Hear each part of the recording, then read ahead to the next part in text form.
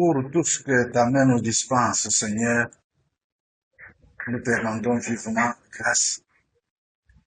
Nous te remercions à cause de cette opportunité que tu as voulu nous accorder.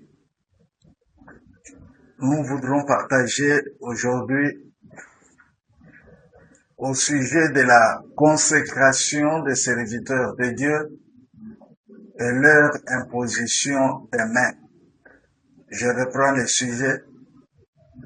La consécration des serviteurs de Dieu et leur imposition des mains. Dieu ne peut pas appeler quelqu'un à son service sans qu'il a déjà réalisé le préalable. Le préalable, c'est quoi? Il faut, dans un premier temps, accepter Christ comme Seigneur et Sauveur. Ainsi, vous entrez dans la communauté chrétienne. C'est là où le Seigneur va vous accorder ou bien va vous appeler pour les ministères. Conformément à ce que nous avons dit dans notre définition des concepts, la tribu de Lévi était mise à part pour le service de Dieu et la famille d'Aaron séparée de ses frères pour toute œuvre du sanctuaire. Pour consacrer un serviteur, pour consacrer un sacrificateur dans ses fonctions, il devrait être oint d'huile. Dieu avait ordonné à Moïse de fabriquer une huile spéciale selon la recette lui prescrite. Composition de l'huile sainte, meilleur aromate, myrrhe, cinnamome aromatique et un hyène d'huile d'olive. C'est écrit dans les livres d'Exode chapitre 30, versets 23 et 24. Aucune autre fabrication d'usage domestique ne peut imiter celle-ci. Dans l'Ancien Testament, 3 personnages étaient oints pour accéder à ces fonctions. Les sacrificateurs, les rois et les prophètes, d'une manière générale. C'est le prophète qui avait le monopole de ces services. Mais il y avait un cas particulier. Dieu ordonne au prophète Élie de oindre le prophète Élisée. C'est écrit dans les livres de 1 Roi, chapitre 19, verset 16. Et pourtant, aucun autre prophète n'a reçu l'onction d'une huile par un autre. Vous comprenez que le service de la consécration ne pouvait pas se réaliser à n'importe qui n'a pas accepté Christ comme Seigneur et Sauveur. Vous avez accepté Christ et Christ vous a appelé à son service pour accomplir le ministère. Alors c'est à ce moment-là que vous devriez être consacré pour le ministère que vous avez reçu du Seigneur. Et nous avons tout récemment dit que il y avait le sacerdoce.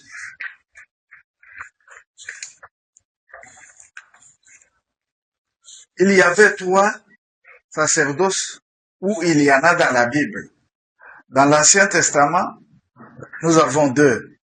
Les sacerdoces patriarcal et les sacerdoces aaroniques. Dans le Nouveau Testament, nous avons les sacerdoces christiques. Chaque sacerdoce avait sa manière et avait une formule pour l'onction ou la consécration. Tandis que dans les Saintes Écritures, nous rencontrons ce que je viens de citer, les patriarcales, les aaroniques et les christiques. Entre Noé et Abraham, il y avait un intervalle de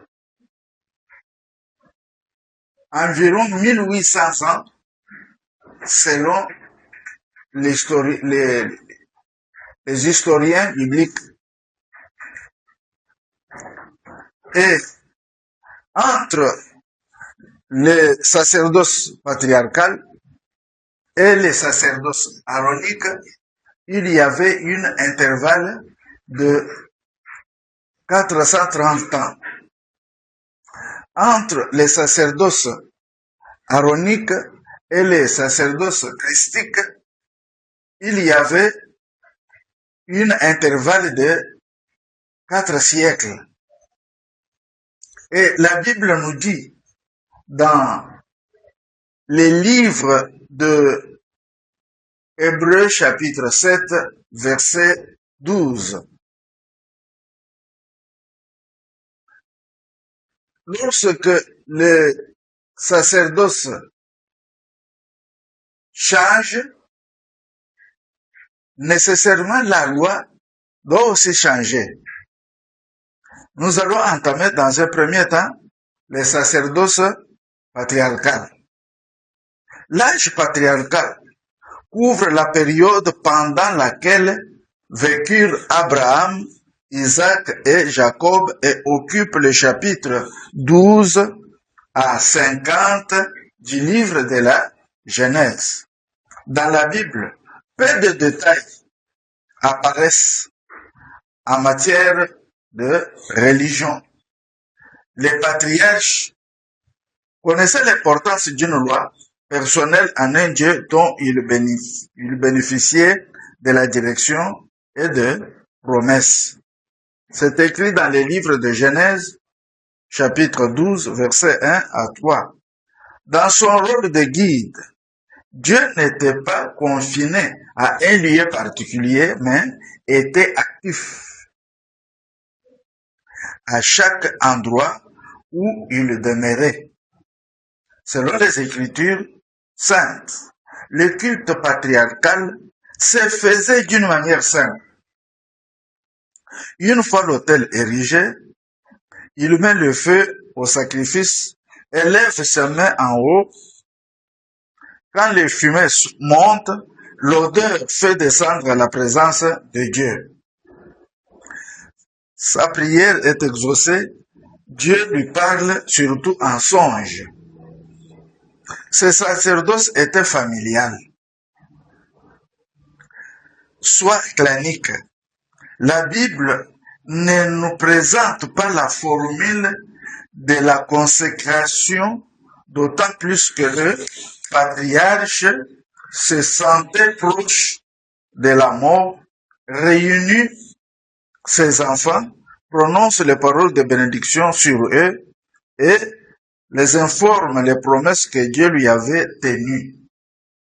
Du reste, les enfants imitent la même pratique.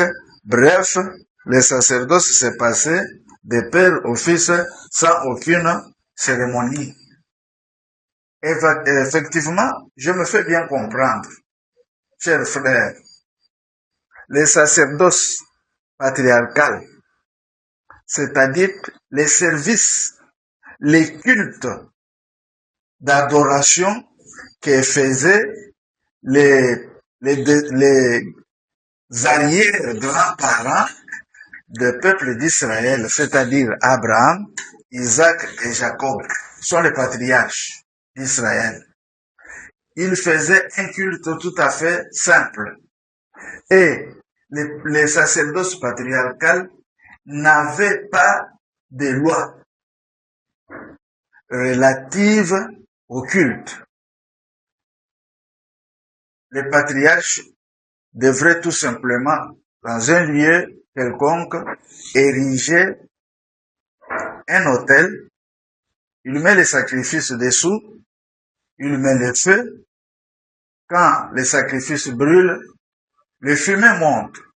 Il se met debout et lève ses mains au ciel. Tout à fait. C'est compréhensible qu'il prononçait maintenant les paroles d'adoration. Alors, l'Éternel viendra lui parler pendant son sommeil. Gloire à Dieu. Nous disons que ce culte se faisait d'une manière très simple.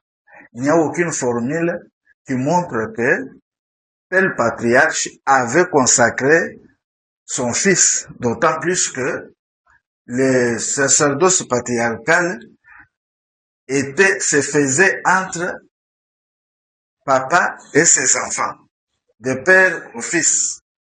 C'est pourquoi nous disons que c'est le sacerdoce familial.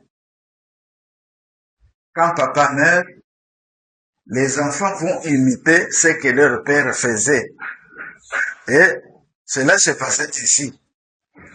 Nous passons directement au sacerdoce aaronique. Conformément à ce que nous avons dit dans notre définition des concepts, la tribu de Lévi était mise à part pour les services de Dieu et la famille d'Aaron séparée de ses frères pour toute œuvre du sanctuaire. Pour consacrer un sacrificateur dans ses fonctions, il devrait être oint d'huile. Nous l'avons dit. Dieu avait ordonné à Moïse de fabriquer une huile spéciale selon la recette lui prescrite. La composition d'huile était comme celle-ci. Meilleur aromate, myrrhe, cinnamome aromatique et l'huile d'olive.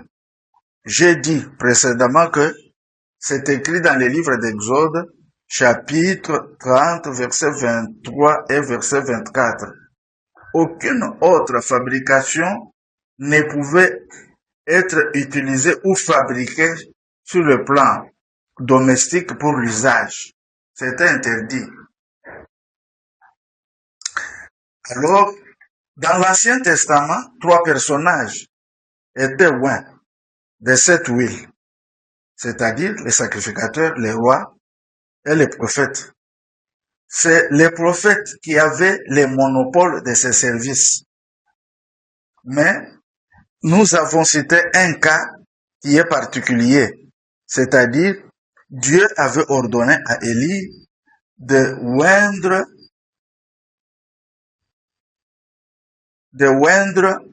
le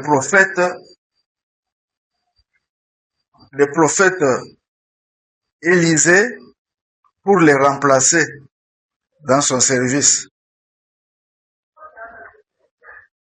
Et nous comprenons que dans le sacerdoce patriarcal, il n'y avait pas de règles. Mais dans le sacerdoce aaronique, il y a autant de règles, de commandements, de préceptes à accomplir. Et lorsque on doit ordonner un sacrificateur, un roi, c'est le prophète qui avait ce devoir de le faire. Si nous voyons aujourd'hui une autre personne ou bien un serviteur de Dieu qui oint un autre lorsqu'on le consacre, il faut vérifier il est de quel sacerdoce.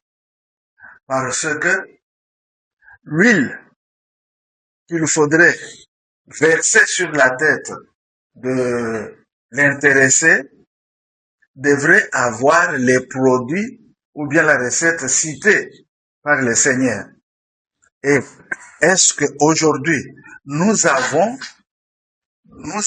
aussi fabriqué l'huile pareille, à moins que le Seigneur vous donne l'ordre de oindre son serviteur lorsque vous allez le consacrer. Dans ce cas, le Seigneur peut vous ordonner de prendre n'importe quelle huile. Ça, c'est un ordre. Nous n'en disconvenons pas. Il faudrait une formule. Cette formule, c'est quoi? Oindre les sacrificateurs, oindre les rois, oindre les prophètes. Que Dieu nous aide. Et nous passons directement au sacerdoce christique. Je vous ai dit que Hébreux chapitre 7, verset 12. Je reprends ce que j'avais cité verbalement. Hébreux chapitre 7, verset 12 nous dit ceci.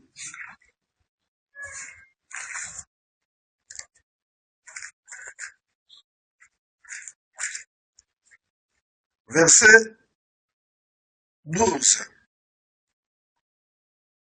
Car les sacerdoces étant changés, nécessairement, mais il y a un changement des lois. Quand les sacerdoces est changé, les lois aussi changent. Vous comprenez que entre les sacerdoces patriarcal et aaronique, il y a eu 4 siècles et 30 ans. Maintenant, entre les sacerdoces aaroniques et les sacerdoces christiques, il y a eu 400 ans, 4 siècles. Et les lois avaient été changées. Celui qui avait légiféré dans l'Ancien Testament est le même qui a légiféré dans le Nouveau Testament. C'est Dieu qui avait établi le sacerdoce aaronique. Et c'est Dieu qui établit aussi dans le sacerdoce christique. Il faut voir que Christ, qui est de la tribu de Juda, Dieu l'a établi comme souverain sacrificateur. C'était les fonctions, bien le rôle de sacerdoce aaronique. Il faudrait être membre de la tribu de Lévi. Dieu a changé. Jésus est devenu roi et sacrificateur. Souverain sacrificateur. La loi a changé. Je voudrais vous dire ceci. Nous avons vu dans nos paragraphes précédents que dans l'Ancien Testament, il y a eu 2 sacerdoces, le patriarcal et aaronique. Alors, dans le Nouveau Testament, il y a les sacerdoces christiques. Dans les prérogatives des prophètes de l'Ancien Testament, c'est lui qui devrait oindre toute personne élevée en dignité, et les sacrificateurs et les rois. Or, entre prophète Malachie et Jean-Baptiste, il y a eu un temps obscur où Dieu ne parle pas aux hommes. Cependant, en Israël, 4 partis religieux apparaissent. Nous avons les pharisiens, nous avons les sadducéens, nous avons les zélotes et les hérodiens. Les cultes se faisaient normalement. Une question se pose, qui oignait les serviteurs à cette période pour rendre service au sanctuaire? Alors, nous imaginons que peut-être c'était les souverains sacrificateurs qui oignaient. Après cette période, Jésus-Christ apparaît, introduit un autre ordre sacerdotal selon lequel la consécration des serviteurs se fait par imposition des mains. Cet acte signifie la transmission du Saint-Esprit et de la guérison ou toute autre bénédiction. L'imposition des mains n'a pas commencé avec le Seigneur Jésus-Christ, car dans l'Ancien Testament, Dieu avait ordonné à Moïse d'imposer les mains sur Josué comme son substitut dans la conduite du peuple d'Israël. Aussitôt fait, Josué fut rempli de l'esprit de sagesse. C'est écrit dans le livre de Deutéronome, chapitre 34, verset 9. Jésus lui-même n'avait pas consacré les apôtres par imposition des mains, car ils attendaient l'événement du Saint-Esprit. Cependant, dans les livres des Actes, une personne fait mention spéciale après apôtre Paul reçoit, cependant, dans les livres des Actes, une personne fait mention spéciale. Apôtre Paul reçoit 2 fois l'imposition des mains. La première imposition à Damas pour la guérison. La deuxième fois à Antioche pour la mission qu'il allait entreprendre. Dans le christianisme, quand on consacre quelqu'un au ministère, on ne verse pas de l'huile sur sa tête aussi longtemps qu'il est déjà baptisé du Saint-Esprit. C'est là ce que je vous ai dit, chers frères, que si le Seigneur vous ordonne à le faire, vous pouvez le faire avec n'importe quelle huile, selon ce que le Seigneur va nous dire.